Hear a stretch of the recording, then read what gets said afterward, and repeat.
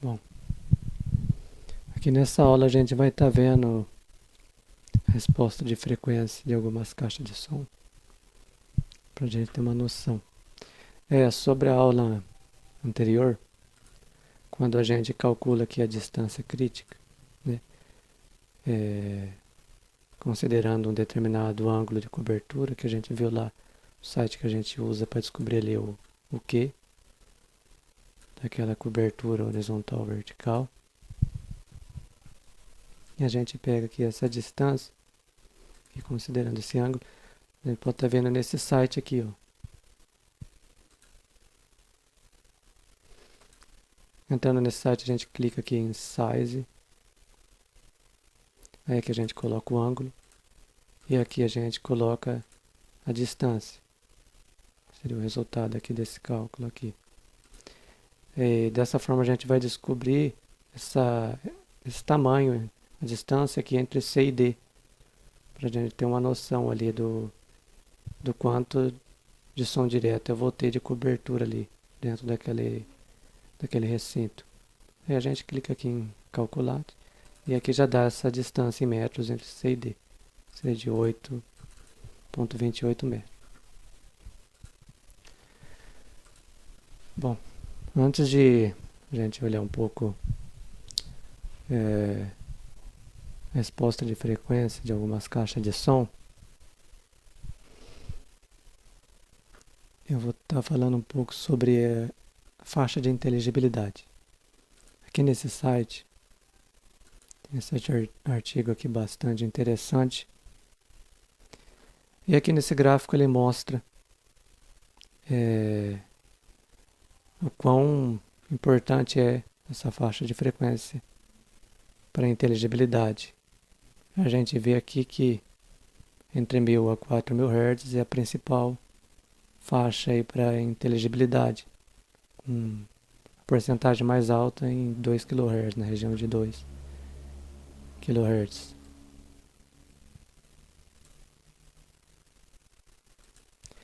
Aqui é um detalhe interessante que fala que se você usar um filtro passa alta para cortar o grave, abaixo de 500 Hz, a voz ainda fica compressiva e diminui a inteligibilidade só 5%, mesmo que a grande parte ali do espectro da voz está naturalmente abaixo de 500 Hz. Mesmo dessa forma, a inteligibilidade só diminui 5% se você cortar abaixo de 500 Hz. Isso aqui mostra o espectro da voz. Inclusive tem sobre essas questões lá naquela apostila que eu fiz. Eu mostro, por exemplo, esse gráfico lá. Aqui é a voz masculina, né? A gente vê que ela já tem forte conteúdo aqui na oitava de 125 Hz, enquanto a voz feminina nem tem quase conteúdo abaixo de 200 Hz, né? Então a frequência fundamental, né, da voz masculina está na faixa de 100 a 120 Hz e da voz das mulheres na faixa aqui de 200 a 250 Hz.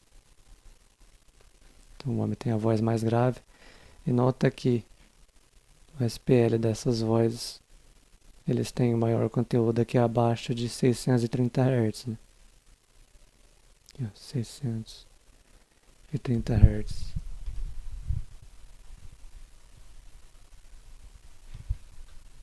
Aí. Aqui embaixo mostra as frequências.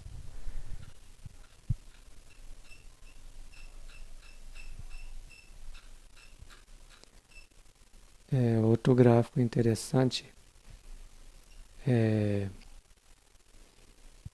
o SPL dependente aqui de ângulo de determinadas frequências que a gente ouve. Por exemplo, aqui em azulzinho é a frequência de 8 kHz.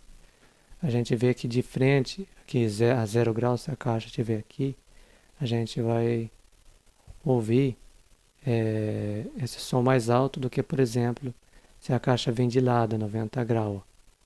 Cada quadrante desse aqui é 5 dB. Então a gente já vê aqui a diferença de 10 dB que dá da caixa estando de lado, o som vindo aqui de lado, em relação do som vindo da frente, por exemplo. Isso aqui seria a diretividade vertical do ouvido, né? A gente vê aqui que, por exemplo, 75 Hz, 30 Hz, a gente ouve 8 kHz mais alto. Se vir aqui, por exemplo, 240 Hz, a gente nem ouve, né? Tá bem atrás do ouvido. Então esse é um detalhe que a gente tem que tomar cuidado, principalmente quando põe as caixas, para as caixas vai fazer a cobertura lá para os primeiros bancos, para não pôr muito para trás, né? Por causa desse detalhe. Aqui em vermelho seria 1 kHz, nas frequências mais baixas a gente tem uma direcionalidade mais espaçada, né? mais grande. E mais aguda, a direcionalidade é mais estreita.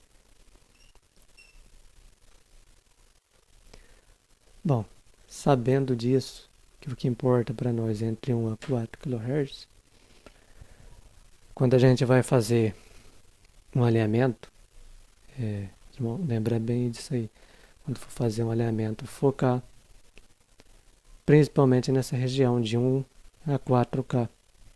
Abaixo disso, abaixo de 1, a gente pode deixar uns 3 dB mais baixo, e acima disso também uns 3 dB mais baixo. Não tem problema, não vai atrapalhar. Mesma coisa a resposta de frequência da caixa, a gente tem que focar principalmente nessa região. Isso aqui é a folha de dados da JBL CBT100, que hoje no mercado nacional eu acredito ser a melhor caixa que está tendo. Aqui o fabricante informa todas as informações necessárias, importantes, né, que a gente precisa ter. Por exemplo, aqui é o índice de diretividade, né, que seria o ângulo de cobertura ali dependente de frequência dessas caixas de som, em forma de índice. E aqui a resposta de frequência da caixa de som, que ela tem outros modos, modo música, modo fala, modo estreito, modo amplo. Para cada um desses modos é mostrado aqui os ângulos de cobertura e a resposta de frequência. Bom, aqui é o ângulo de cobertura vertical dessa caixa de som. A gente nota aqui, né, que está 0 grau, aqui 90, 270, 0 grau, 30 grau, menos 30 grau. A gente nota que em 1 kHz, por exemplo, ela tem uma cobertura vertical muito boa. 2 kHz também. 4 kHz, seria essa linha, também ela tem uma cobertura muito boa. Isso na vertical. Só para efeito de comparação, isso aqui, caixa de som COL 101. E aqui seria o ângulo de cobertura vertical dela em 2 kHz. A gente vê que ele já é menos comportado do que o ângulo de cobertura vertical aqui dessa JBL CBT100. E essas caixas custam também valor semelhante. Essa aqui é a cobertura horizontal dessa JBL CBT. A gente vê aqui em 1 kHz, tem uma cobertura muito boa, quase omni. 2 kHz também, 4 kHz também. Então, uma caixa muito boa em termos de ângulo de cobertura. Lá no Brás, por exemplo, é uma caixa da linha CBT que eles usam lá. Toda a igreja em Bauru, que eu já fui também, o som ficou muito bom. Também usa JBL CBT lá. Então, hoje no mercado nacional que eu conheço, que o fabricante especifica, né, as respostas de frequência da caixa de som fora do eixo, é a melhor caixa que eu conheço. Geralmente, quando o fabricante não especifica, é porque às vezes ele não tem ali equipamento para estar fazendo essas medição, ou ele acha que é melhor esconder essas informações, já que não é padrão mostrar essas informações, porque na maioria das caixas de som, mesmo caixa considerada profissional, ou até em alguns monitores de estúdio e caixas de alta fidelidade, essa resposta fora do eixo tende a ser horrível. Então o fabricante prefere não estar mostrando essas especificações. Então, quando você acha um fabricante que mostra isso, é porque realmente a caixa é pelo menos decente. Se não é tão boa quanto essa aqui, pelo menos é decente, como o caso dessa Cool 101 aí. Essa caixa online aqui, eu achei uma caixinha bastante interessante, principalmente por causa dos drives em pequeno, que dá um bom acoplamento para uma caixa line. Só que o fabricante, infelizmente, já procurei, ele não detalha ali gráficos da cobertura horizontal, pelo menos da caixa, ele não informa. Hoje no mercado, a caixa de som assim tem a melhor resposta de frequência fora do eixo. É esse monitor de estúdio da Genelec, esse modelo aqui, 8341A. Custa $5.900 par. Olha a resposta de frequência dele. Aqui em pretinho. Isso aqui, cada quadrante desse aqui é 5 dB. Né? Então aqui, ó, ela tem uma variação aqui de mais ou menos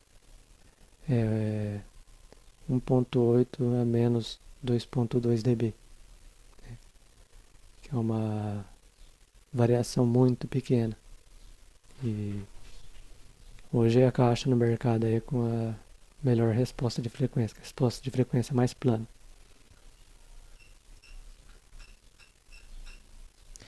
Só que seria a resposta de frequência fora do eixo dela, né? Em vermelho é a resposta do eixo. E aqui, em cada ângulo, sai duas linhas, que um é para um ângulo positivo e outro um ângulo negativo, né? Por exemplo, aqui, considerar aqui 20 graus e menos 20 graus. Né?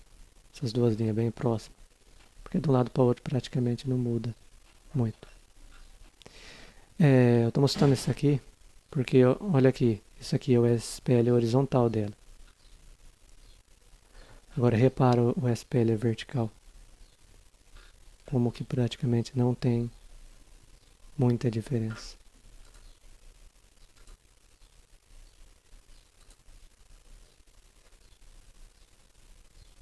Aqui fica mais fácil de ver que o SPL, o gráfico de resposta fora do eixo, né? Aqui é um axis aqui é no eixo, 10 graus, 20 graus, 30 até 60. E aqui está sendo mostrado, cada quadrante aqui está em 5 dB.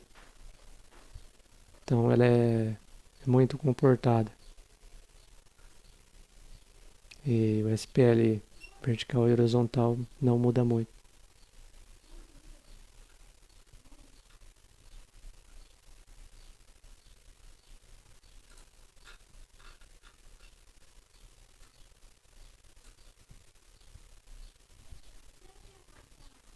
Aqui também é o gráfico de diretividade. Aqui é 500 Hz, abaixo de 500 Hz já tende a ser omnidirecional, devido ao comprimento de onda. Mas é uma caixa muito boa, mas é um monitor de estúdio, não é uma caixa profissional. Estou mostrando só para a gente ter uma noção aí. Comparado, por exemplo, essa Yamaha NS 6490, também usado como monitor de estúdio. Essa Yamaha, aqui cada quadrante tem 5 dB, ela já é bem menos comportada, resposta de frequência. Isso aqui, cadê? Isso aqui é a resposta de frequência fora do eixo. Apesar de ser uma caixa de som considerada boa, olha como é meio desastrada a resposta de frequência. No eixo até 60 graus. Mais para menos 60 graus. Na horizontal também. Olha, em comparação com essa aqui, por exemplo. Então, se isso, que é uma caixa usada até para monitor de estúdio, está nessa situação, agora imagina essas caixas de som que tem hoje no mercado profissional aí, que o fabricante não especifica nem em números ali, a resposta de frequência, nem fala que responde de 100 a 20 mil Hz com uma variação de 6 dB, nem esse ele põe. Imagina o desastre que é. Muitos fabricantes não especificam. Às vezes a caixa pode ser até boa, porque para fazer essas medições de uma forma mais decente, precisa de a melhor forma hoje que os fabricantes usam um aparelho da Clipel, eu não lembro o nome. Depois na próxima aula eu mostro esse aparelho. Mas deve custar mais ou menos uns $60 mil. Né? Ou usar uma câmera anecoica. Só que tem outros métodos, como usar janela de tempo e ir calculando para os ângulos, que o fabricante também pode fazer sem custo nenhum, mas como é um método meio trabalhoso, os fabricantes preferem não ter esse esforço, até porque talvez o resultado dos gráficos não vai ser animador.